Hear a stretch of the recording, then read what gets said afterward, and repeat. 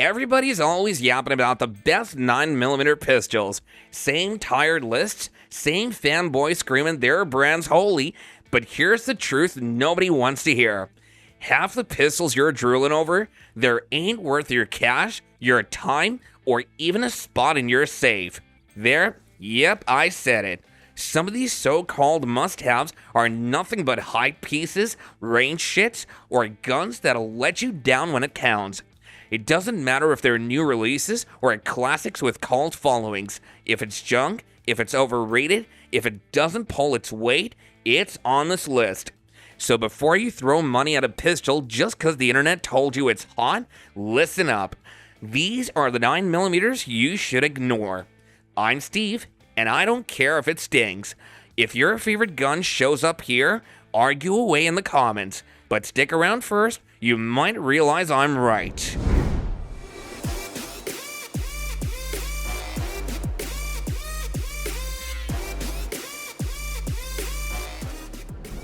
The Springfield XD ain't no Glock killer. Hell, it's not even a Glock stand-in. It's a running joke with a safety that fights you harder than the target ever will. Folks bought into the name, strutted out of shops proud, only to drag it back weeks later, cussing the very thing they thought was their bargain of the year. Forget the brochure talk. Striker fired, railed, all dressed up with a grip safety like it's some kind of gift. That safety ain't protection, it's a handcuff. Always in the way, never pulling its weight. I've watched shooters curse it after a long day on the line, saying the pistol fought them harder than the target. Guys walk in grinning, thinking they got a deal, and come crawling back weeks later, ready to trade it for something that actually runs. And if you're thinking about fixing it up, forget it. Aftermarket's weak as a lame horse. You'll spend more time hunting down parts than putting rounds through it. Folks got a name for it now. The X don't. Why leave it behind? Easy. For the same stack of cash, you can walk out with a Glock, an M&P, maybe even a Canic, pistols that don't need excuses made for them. And if you catch a dealer pushing one of these hard, it's not cause it's in demand, it's cause he ain't got rid of it. Truth is, the XD belongs behind the glass, not in your safe. You want to know how a gun really did in the market?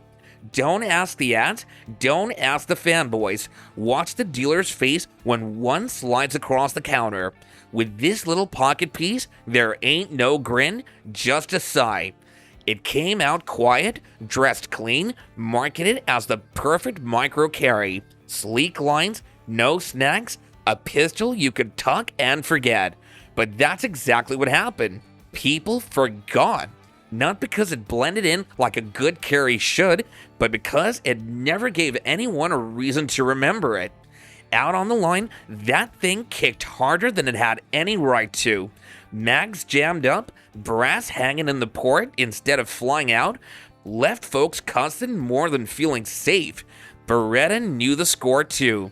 They tucked it away quiet and slid in something new before folks made too much noise about it. Truth is, if you walked past the gun case back then, you probably didn't even see it. And if you did, you sure didn't care. That's the Nano's legacy. Not scandal, not glory, just a shrug. Ignore it and stick around because the next pistol on this list, folks actually trusted it until they learned the hard way. The RP9 wasn't Remington's comeback, it was a nail in their coffin dressed up in polymer. Big frame, double stack magazine, a price tag set lower than Glock and Smith & Wesson. For a brief second, people squinted and thought maybe they got something here. But the first time I laid hands on one, I knew something weren't right. Gun show table, salesman grinning like he had struck gold, slid it over like it was a prize. I aimed it low, pulled the trigger, felt like squeezing a wet sponge. No wall, no snap, nothing to it. Just mush. Right then I knew. This pistol weren't no rival, it was a gravestone with a number stamped on it. Taking it out on the line didn't help its case none. Accuracy was middling, grip felt like clutching a plastic brick.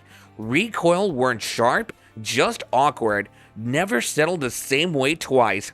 Folks shot it once, shook their heads, and most never bothered coming back to it. Then came the collapse. Remington was circling the drain, and dealers started stacking RP9s in clearance piles, dropping the price lower and lower. Even at half the cost of a Glock, nobody wanted them. That should tell you everything. So do yourself a favor and overlook this. The RP9 didn't revive Remington, it just helped bury it. That trigger? Yeah, I'll give it that. Out of the box, it's slick. Smooth pull, crisp break, better than half the so-called performance pistols that cost more. Folks bragged on it for years, swore it was the best kept secret in the gun world, but here's the punch in the teeth. Walther themselves didn't even stick around for the party. Soon as the PDP showed up, the PPQ got pushed in the corner like last season's boots. Owners dropped cash on holsters, mags, upgrades, then woke up one day and found the company acting like the PPQ never even existed. That's not just a problem, that's betrayal. And yeah, it is bulky. In an age where carry guns are trimming down, the PPQ feels like strapping a cordless drill to your side. You'll notice it, your belt will notice it, and eventually you'll quit carrying it. So sure, the trigger's sweet, but triggers don't mean a damn thing when the company's already shoved the pistol into the history books. The PPQ's not a bad gun, it's just a forgotten one, and that's reason enough to ignore it. And the next pistol? Well, let's just say it proves that shiny budget bargains can still bite back hard. I understand. A lot of folks see the price tag and think the G3C is a steal. Decent capacity, compact size, all for way less than a Glock or Sig. On the shelf, it looks like the deal of the century. I even thought the same once myself. But let me tell you, mine jammed. Not once, not twice, but enough times that I stopped trusting it. Stovepipes, failures to feed, slide locking weird, you name it, it happened. And when I reached out to Taurus, nothing but crickets. No real fix, no we'll make it right. Just another number in the pile. That's when you realize cheap ain't always value, sometimes it's just cheap. Many people still fall into the very same trap. First week, they're grinning, bragging how they saved a couple of $100, then a month later, they're red-faced on the line when it chokes halfway through a mag. Even dealers will tell you, they move a lot of them, but just as many come walking back through the door. A carry gun you can't trust is worse than none at all. The G3C promises more gun for less money. What it really gives you is less gun when it matters most. And the next entry on our list, that one hurts even worse, because it came from a brand folks actually trusted. You ever hand a buddy a pistol and silently pray it doesn't choke in front of him? That's the Firefly in a nutshell. A gun that makes its owner sweat more than the shooter downrange. It looks the part, a little 22 dressed up to mimic a Sig. Slim lines, tactical vibes, even feels decent when you first wrap your hand around it. But all that's just costume. The second you drop the hammer, the truth comes crawling out. Jams, stovepipes, failures to feed. This pistol turns range time into a clearing drill. What makes it worse is the ammo roulette. Feed it bulk 22 and it coughs, give it premium and it still complains. The Firefly doesn't just have quirks, it has bad habits that never die. New shooters walk in proud, thinking they scored a smart buy, and walk out humiliated when it sputters through a single box. I've witnessed it again and again. A pistol should inspire faith, yet the Firefly breeds only excuses. A 22 that falters, that fails to run, is worth less than the spent brass it casts aside. Scroll through any gun forum a couple years back, and you would think this pistol was the second coming. Photos everywhere, window cuts, flared magwell, slick angles. It was sold as the Glock killer, the factory-built Gucci piece that'd give you a custom performance for half the cash. Folks lined up to flex it before they ever fired it. And then the shooting started, and the story just flipped. Some ran fine, but plenty didn't. Reliability was hit or miss, triggers felt less custom and more cheap copy, and the accuracy didn't put stock Glocks to shame like everyone swore it would. Instead of showing up Glock, it showed up its own owners. The hype made big talk, but the gun couldn't back it. Folks who thought they'd found the holy grail ended up standing red-faced trying to explain why their premium Glock felt no better than the stock version they swore they were done with. That ain't pride, that's embarrassment. The truth is, the MR920 never earned the throne it claimed. If you want a true custom Glock, you build it piece by piece. You don't buy a half-baked imitation. This one promised to be different. Instead, it was just another pretender. Most pistols get judged on paper targets. This one ended up judged in court. The Sig Sauer P320 rolled in hot, landing fat contracts with the military and police, showing up in duty holsters all over the country. For a while, it looked unstoppable. When the story started stacking up, officers swore theirs fired without a single trigger pull. Videos popped up of drop fires and mystery discharges. Suddenly, the pistol that was supposed to be the future of striker fire design was standing in front of lawsuits instead of just line targets. Now, plenty of shooters run a P320 and never see an issue. In fact, I've shot clean ones myself. Smooth trigger, modular chassis, easy to swap frames. But here's the catch: trust. Once you hear enough about a pistol going off when it's not supposed to, you stop relaxing when it's holstered at your side. A carry gun should feel like a guard dog. The P320, for some at least, feels more like a dog with a twitch. The contracts kept it alive, but for everyday shooters, that cloud never lifted.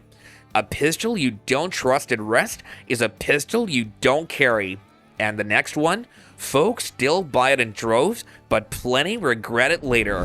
The 43X is the pistol a lot of folks grab when they want to feel secure. Slim frame, light on the belt, easy to hide under a t-shirt. Glock stamped its name on it, and suddenly, half the carry crowd was calling it the perfect balance between concealment and control. Strap it on, and you feel ready.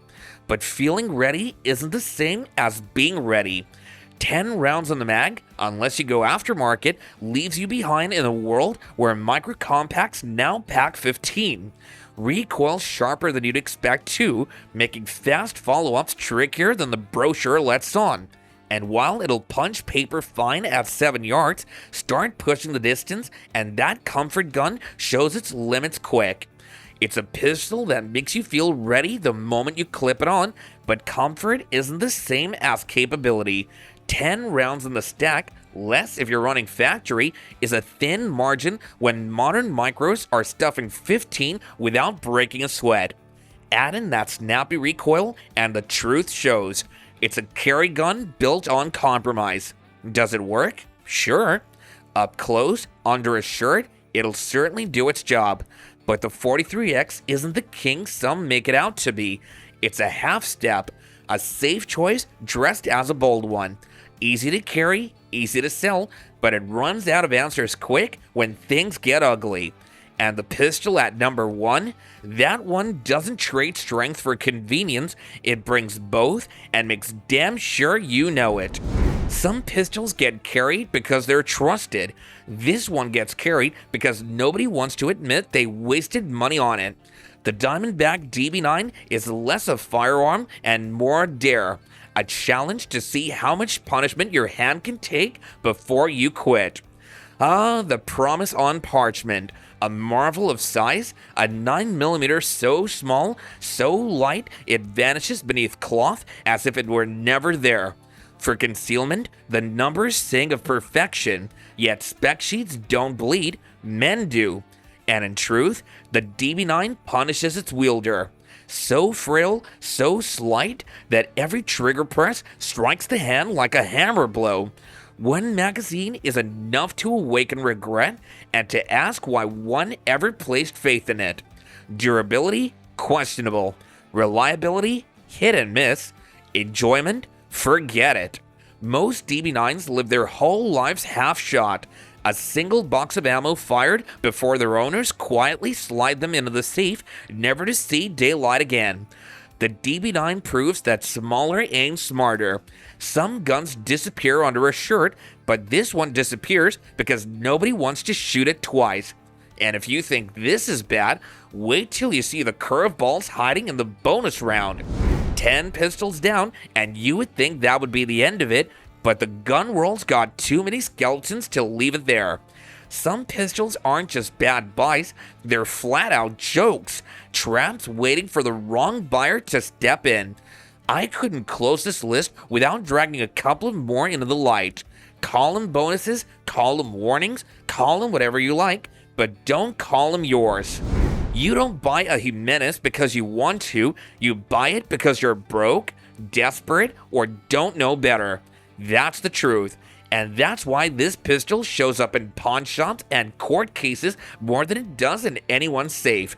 From the frame to the firing pin, this thing screams cut corners, rough matching, sloppy fit, and a reputation for cracking where it counts.